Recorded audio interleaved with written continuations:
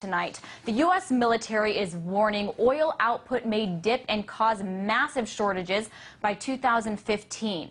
So what does this mean, and why is the U.S. military coming out with this prediction? Here to weigh in is investigative journalist Webster Tarpley. Webster, thank you so much for being here. Thank you. Now, you know, oil is often one of those kind of underlying intentions that critics say drives U.S. foreign policy. So I'm wondering with this prediction, if you think there's something more behind it than just the report at face value. Yes, it is a devious event. And what has happened now is the U.S. Joint Forces Command, not just any command, but Joint Forces, meaning special operations, well, counter-gang, some would say. They're predicting that by 2012, there will be no more surplus production of oil left in the world. And by 2015, there will be a shortfall of 10 million barrels of oil every day. 12% or so of current production simply will not be there. Now, let's take a deep breath. If we step back, the U.S. Joint Command, again, it's special operations. Who runs this? U.S. Marine Corps General James Mattis. And this is the general who goes from Task Force Ripper in the first Gulf War to the massacre at Fallujah in the more recent Iraq War. A general who's on... What do you think is behind this? Well, this guy's not a humanitarian.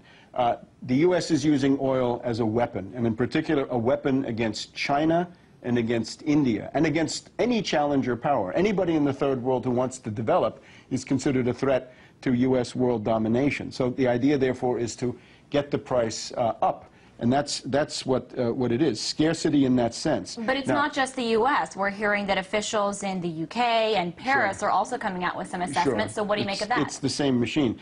Remember, global warming and the carbon dictatorship in Copenhagen was supposed to be the means of imposing this dictatorship. Now, that is collapsing. The credibility of that has been thoroughly destroyed. So they're now back to peak oil as a kind of fallback position. It's also good because it allows you to create demand for dollars. It helps to prop up the dollar, which is otherwise in very bad shape.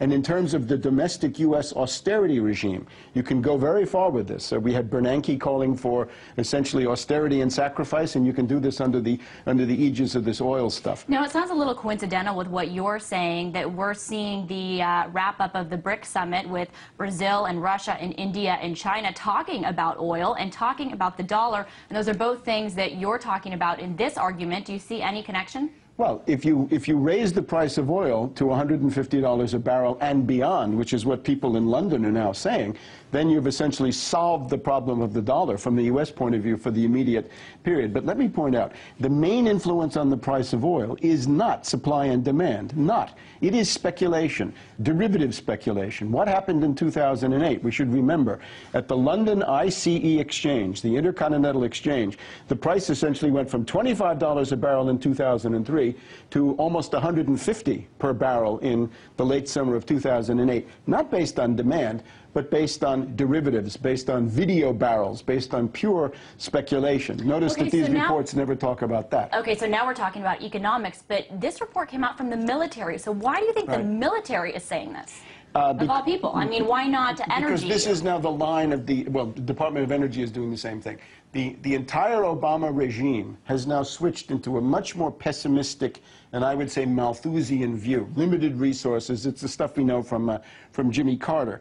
The people in London who are doing this include Sir Richard Branson, who has got a gaggle of wealthy ideologues, Malthusians, and rent seekers around him, people who are in solar energy and want to get that subsidized. And they're talking about $150 a barrel quite soon.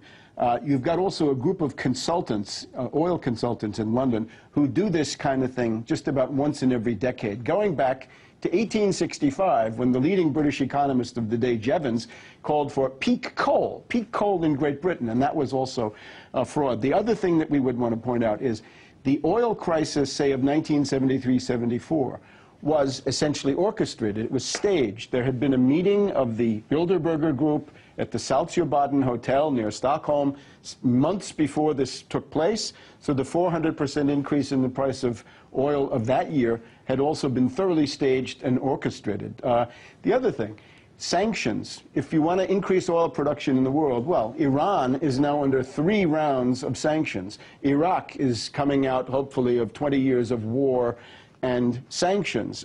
Other countries are denied access to the most modern oil technology by sanctions and by various informal controls. There's new production coming online. We have Alaska, Brazil, Uganda, Oman, Greenland, all of these areas, and new production that goes with that.